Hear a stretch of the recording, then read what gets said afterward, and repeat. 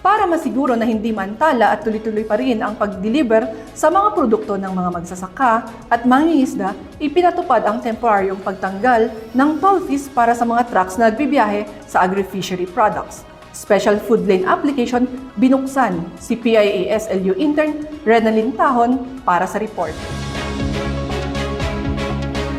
Sa gitna ng patuloy na pagtaas ng presyo ng krudo, inulunsad ng Department of Agriculture Cordillera ang Food Lane Accreditation Program sa Benguet Agri-Pinoy and Trading Center at La Trinidad Vegetable Trading Post. Ito ay alinsunod sa kautusan ni Pangulong Ferdinand R. Marcos Jr. para sa libreng toll fee sa mga vegetable truckers. Layunin nito ay mabawasan ang logistics costs para sa mga truckers at farmers at mapabilis ang distribusyon ng sariwang produkto mula sa riyon. Mga trackers natin, pwede bang opportunity to announce lang that yung ating food lane accreditation is ongoing doon sa BABTC and La Trinidad Vegetable Trading Post. Kung pwede po sana na yung mga trackers who want to avail of the toll fee, free toll fee for 1 month, magpa-accredit na po kayo doon. Nandun po yung mga staff ng mga DA. Ang libreng toll fee ay patutupad sa loob ng 1 buwan simula noong Abril 20.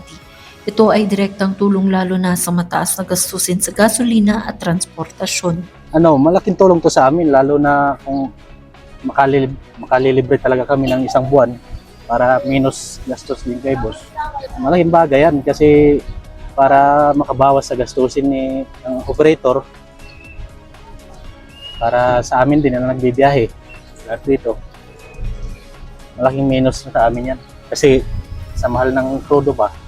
Patuloy na tumatanggap ng aplikasyon para sa akreditasyon ang DA-CAR.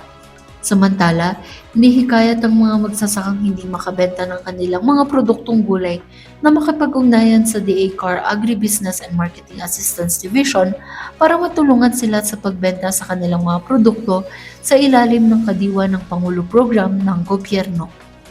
Ito si PIASLU intern Renalyn Tahon para sa PIA News Cordillera.